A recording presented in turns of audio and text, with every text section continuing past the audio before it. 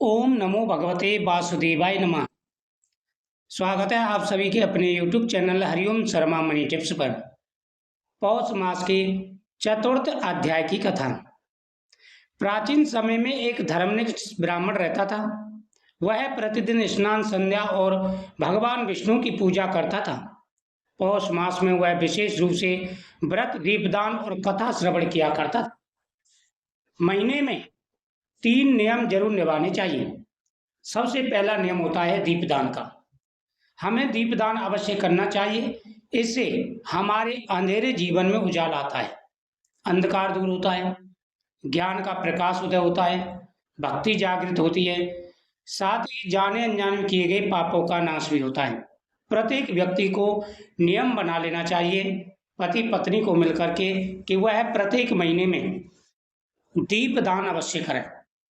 दीपदान का शास्त्रों में बड़ा महत्व मिलता है। जो व्यक्ति दीपदान करते हैं उनके जीवन में कभी कोई कष्ट नहीं आता और ज्यादा उपाय करने की आवश्यकता नहीं होती। जो व्यक्ति दीपदान करते हैं, अन्नदान करते हैं और कथाओं का श्रवण करते हैं। वही नियम ब्राह्मण का था। वह व्रत करता, महीने में एकादशी का व्रत रखिए, सोमवार गुरुवार का व्रत रखिए, 1-2 व्रत अवश्य रखने चाहिए। साथ ही दीपदान करें, अन्नदान करें और कथाओं का श्रवण करें। एक दिन उसकी पत्नी बोली, स्वामी घर में अन्न नहीं है, बच्चों को भूख लगी है, कुछ ऐसा उपाय करो जिससे हमारी गृहस्थी अच्छी चले। ब्राह्मण को बहुत दुख हुआ, परंतु उसने धर्म नहीं छोड़ा। बोला, आज भी मैं वही करूंगा जो भगवान को प्रिय है। जो होगा प्रभु की इच्छा से वह देखा जाएगा। वह पूजा करने बैठा। उसी समय उसके दरवाजे पर एक वृद्ध साधु आया। साधु ने भोजन मांगा। ब्राह्मण के पास अन्न तो था नहीं, पर उसके पास थोड़े से चावल के दाने पड़े हुए थे जो उसकी पत्नी ने बनाए थे। कहा, उसकी पत्नी ने पति ब्राह्मण से कहा था कि स्वामी, अन्न तो खत्म हो गया है, अब कोई ऐसी व्यवस्था करिए जिससे बच्चे भूखे ना रहें। थोड़े बहुत चावल पड़े हैं, वो बना दिए उसने।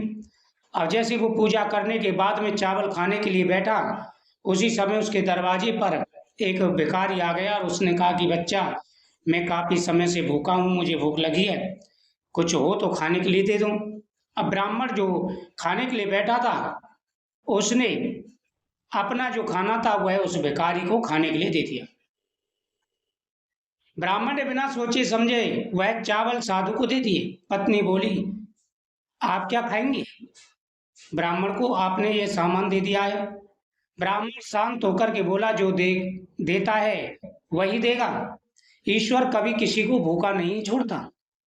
ईश्वर कभी किसी को भूखा नहीं सोने देता, कहीं ना कहीं से व्यवस्था अवश्य करता है।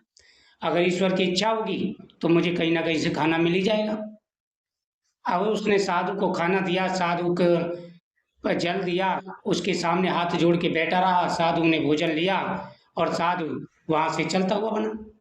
साधु प्रसन्न हुआ और आशीर्वाद देकर के चला गया।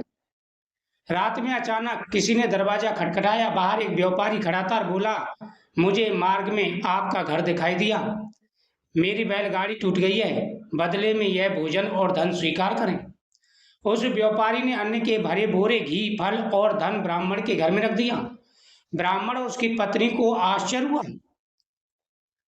कि हमने एक भूखे साधु को भोजन कराया, थोड़े से चावल खिलाए और उसका फल भगवान ने इतना दिया कि उनके घर के पास कोई व्यापारी निकल के जा रहा था और अंधेरी रात थी, उनके घर में दीपक जल रहा था, क्योंकि पति पत्नी भूखे बैठे थे और भूखे को नींद कहाँ से आएगी। तभी वहां पर एक व्यापारी आया और व्यापारी ने कहा कि ठंड का समय है, सर्दी बहुत है, अंधेरा है चारों तरफ और मैंने आपके घर में उजाला देखा तो मैं आपके घर में आ गया। क्या मैं अपना सामान आपके घर में रख सकता हूँ? उन्होंने कहा, कोई बात नहीं है, अतिथि तो भगवान के समान होता है, हमारे पास है तो कुछ नहीं, आप यहाँ पर विराजमान हुई। अब उसके पास जो अन्न था, चावल थे, घी था, जो भी सामान था, बहुत सारा सामान था व्यापारी का, वो ब्राह्मण के यहाँ रख दिया और फिर वो सुबह वहां से चला गया, सामान वहीं छोड़ गया ब्राह्मणों के लिए। तो ब्राह्मण देवता बड़े प्रसन्न हुए। तभी स्वप्न में भगवान ने दर्शन देकर कहा कि ब्राह्मण में तुम्हारी पूजा पाठ से बड़ा प्रसन्न था और वो व्यापारी मैंने ही भेजा था, तुम्हारी भक्ति से मैं प्रसन्न हूँ। जो तुमने आपने भूखे रहते हुए दूसरों को अन्नदान किया, इससे मैं बड़ा प्रसन्न हुआ। तो इसलिए दीपदान और अन्नदान अवश्य करना चाहिए।